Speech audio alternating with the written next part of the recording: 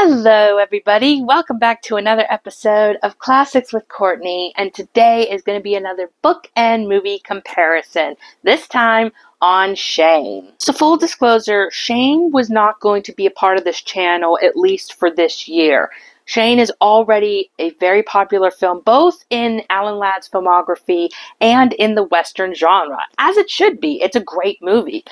But considering that this is the only movie that Alan is really remembered for, I wanted to take a look at more of my favorite performances that are overlooked that I wanted to share with you guys. However, I was looking on Audible for certain books I can get my hands on that Alan would later make movies on, and Shane was one of them. And I got it at a pretty decent price. So I ended up buying the book, got through it in a week.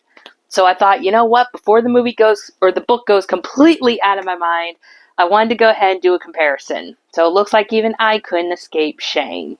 So without further ado, let's go ahead and dive into the story.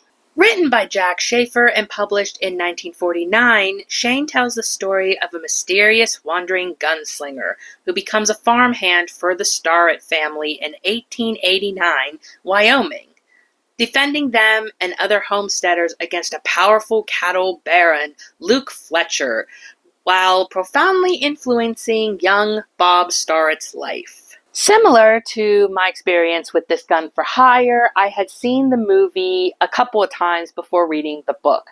I was pleasantly surprised by the book, though. It's a really good read. It was interesting. The characters were mostly likable, at least the good guys were, and the bad guys are also pretty intimidating too. So, all in all, the book itself is really good. The film was officially released in 1953, directed by George Stevens and starring Alan Ladd. And it is a very respectable piece of cinema as well as a good book adaptation. While the movie does ultimately change some things, it does adhere to the book in many spots, making it a very respectable piece of adaptation and its own thing at the same time. One of the biggest changes that I noticed was the names. They don't change all the names, but they do switch a couple around and change some altogether.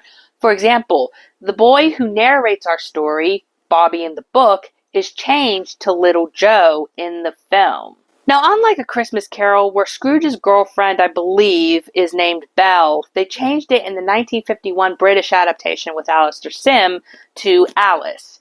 That was a name change. I don't understand why they changed it. I have no idea. But in this case, it works. Bobby is a fine name, but Little Joe is better. For example, his father is named Joe. So naming him Little Joe is almost like you're naming him after his father, but you're also carrying on the legacy of the name as well. So I really like the name change of the boy in the film. Another name change that worked perfectly was the name of the villain. In the book, it's Fletcher. In the movie, it's Riker boys. Riker H. For Riker. Riker. Not gonna lie, Riker is way more intimidating than Fletcher. Sorry. I also love that my favorite moments in the film were actually taken from the book. Moments like this. You were watching me down the trail quite a spell, weren't you? Yes, I was. You know, I like a man who watches things go on around. Means he'll make his mark someday. And this. A gun is a tool, Miriam. No better, no worse than any other tool. An axe, a shovel, or anything. A gun is as good or as bad as the man using it. Remember that. FYI, facts. Speaking of that moment, let's talk about one particular change I wasn't crazy about, and that's the character of Marion.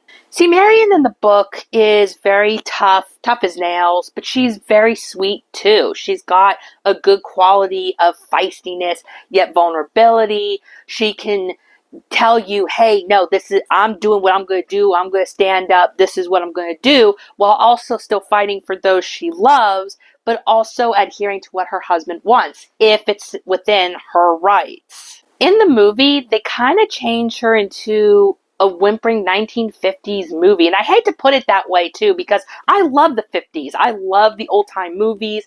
But when you see a lot of what some of the women, not all of them, what some women characters do, this is what George Stephen does. Marion in the film is literally just a worrywart who goes around and is worried about her son, worried about her husband. She gets mad over Shane teaching little Joe about the gun. The whole scene where Shane stops Joe from going to meet Riker, Marion just flares her arms, she's screaming, she's crying. It's like, this is all she really does in the movie. And it's kind of a shame that they took a very good, strong female character from the book and literally dumbed her down to this. Now, don't get me wrong, Jean Arthur did do a good job with the role. And in fact, I think she was perfectly cast. I just don't like that they changed the character to act this way. Let me give you an idea about Marion, for example. In the book, during that big thing where Shane takes out the bad guys, but then he leaves, the book doesn't end there. No. The book ends with the Starrett family. And Joe is upset over everything that has happened, that Shane is gone, and he decides he wants to leave. And Marion stands her ground and she's like, you're seriously going to leave after Shane just gave you this house? If it wasn't for Shane, you would still be in constant torment over Fletcher and Wilson. And Shane literally stopped these guys and gave you this house, which I thought, that's actually a really good point. She convinces Joe to stay where they are. So this is what we had in the book, and again, this is what we get in the movie. I will admit that's a disappointment. Another thing the movie does is they heighten the attention, the intimacy with Shane and Marion a little more than in the book. In the book, Marion is cautious over Shane, but she grows to like him and even care for him, and she wants him to stay. And in fact, there is that moment in the book where she does tell Joe to hold her, which happens in the film as well. But in the movie, they up this to like 50. There is no scene where he's dancing with her. There's no scene in the bar where Riker literally threatens Shane, and he's like, oh, that wife is just so good. Pretty wife, Starscream. Why, you dirty, slinking old man? There was none of that in the book. Shane in the book was not this, I guess the term would be attracted to Marion, even though there was some tension there. But again, it's really dumbed down in the book. Whereas in the film, they up it to like 50%. Speaking of another change, I don't recall Bobby saying that he hated Shane in the book. That was added for the movie for more dramatic effect. Now again, my favorite moment in the film is when Shane tells Marion about the guns. However, this was told to Bobby in the book, which, in my opinion, was way stronger. There's a bonding moment between Shane and Bobby. He's teaching him how to use the guns. But then what I really also liked was that Shane is described as he's put back in time. So while Bobby is doing what Shane is telling him to do, he looks at Shane and it's almost like he's zoned out and he's in a different place. This man went through some stuff, but he never says what. This man is mysterious, but he is kind. This is completely taken away from the film, and this scene went to Marion. Again, I think that's stronger in the book than in the film. Quick little side note here. The moment in Shane where they're taking out the tree stump in the front yard, Alan is completely topless, while Van Heflin is completely clothed. And my dad was like, why on earth is Shane topless and the other guy isn't? And we went through this whole discussion, but I said, first off, it's probably a contractual thing. Alan did a lot of films where he was shirtless.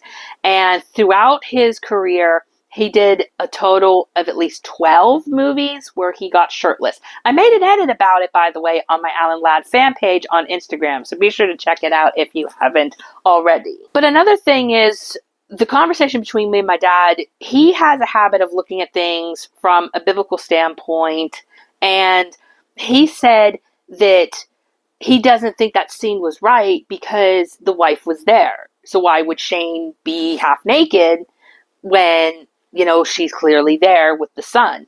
And I said, okay, first off, if you look at it in the context of the story, okay, yeah, it kind of doesn't make sense why he's topless and the husband isn't.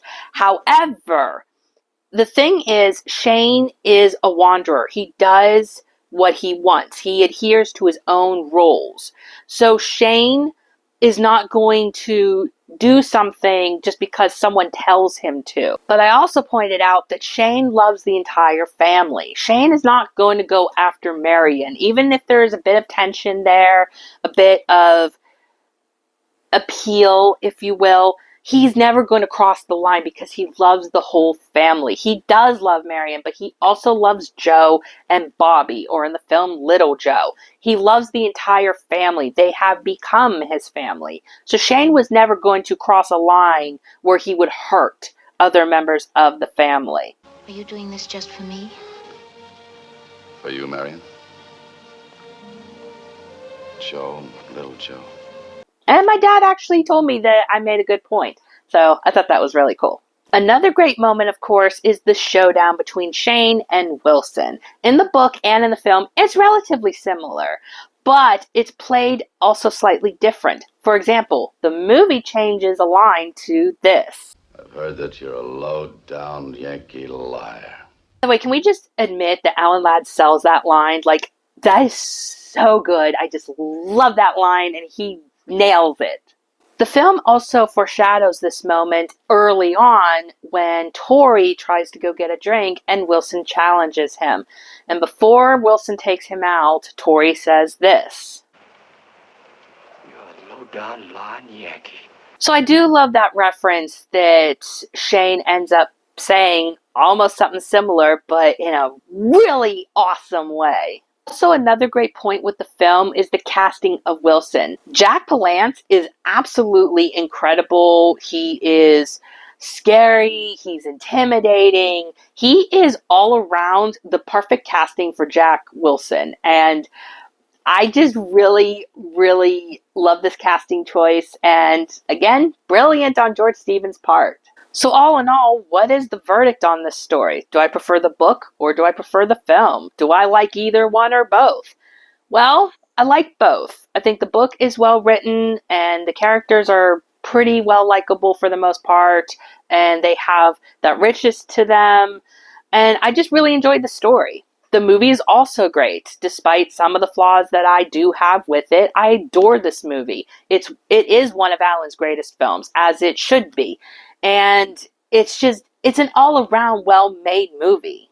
However, if I had to choose between book and movie gets the point, for several reasons. First reason is the casting. I adore Alan Ladd, and for me, he was great in this role. In fact, I want to bring up a moment real quick.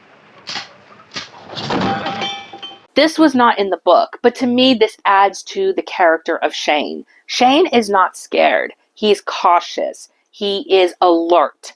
And the way Alan plays this is really well done. He's not scary if you look at him, but he's scary with a gun, and it's all you need.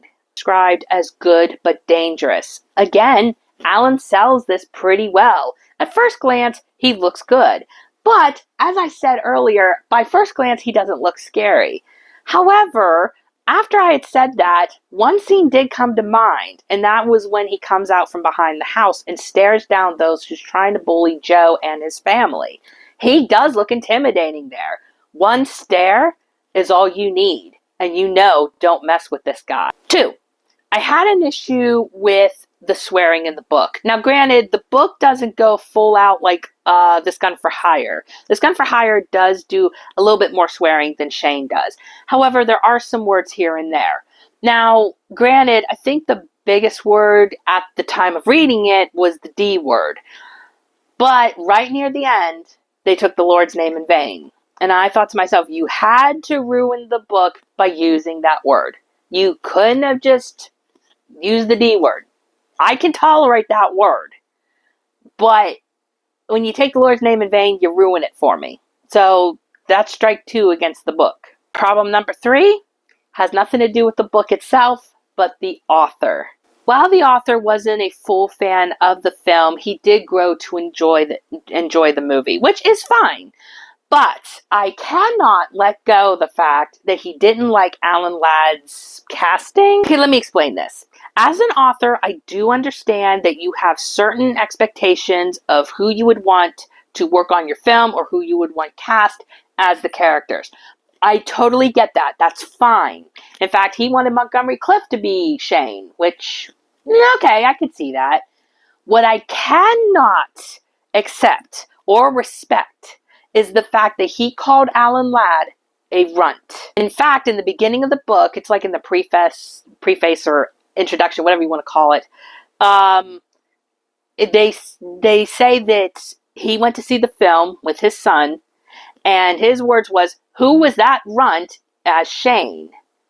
And I'm like, are you kidding me? Considering that I had not started the book at this time, this already put a bad taste in my mouth. Luckily, after getting through the book, it did dwindle down a bit because I was able to enjoy the book as it was, but I will not respect the author for saying that. The author could have just said, I would have preferred somebody else. That's fine. It would have been honest, but it wouldn't have been cruel. Calling him a runt is cruel, and that's what I cannot go for. Despite the author not liking the casting of Shane, I'm going to go ahead and say that not only was Alan Ladd perfect as the character, he was Shane. Shane is a wanderer, a man of very few words, somebody who is trustworthy but dangerous, someone who will defend those he loves and fight those who want to start trouble. Alan was similar in more ways than one. Alan was shy and an introvert, especially during those times in Hollywood. In fact, he's probably one of the most introverted actors of his time. Because of this, it was hard for him to make friends and even harder for people to come and approach him. But he did manage to make friends, and he was loyal to those who loved him. Shane is very similar. And in that regard, he was perfectly cast. He didn't have to act all that much. He was Shane. And that's what makes it even better. Alan may not have embodied the character of Shane, since Shane is dark, built, and just this all-around kind of tough guy. Alan was still perfectly cast. And George Stevens knew exactly what he was doing. It's because of those particular reasons my heart goes to the film. So that ends up my review of the book and movie comparison of Shane. So let me know in the comments below what you guys thought of Shane, and have you ever read the book? Have you seen the movie? What are your thoughts? And if you haven't either read or seen the story, did I pique your interest, or is this a gunslinger you're going to stay away from? Thank you all so much for watching, and I will see you guys in my next video. Bye! Have a great and wonderful day.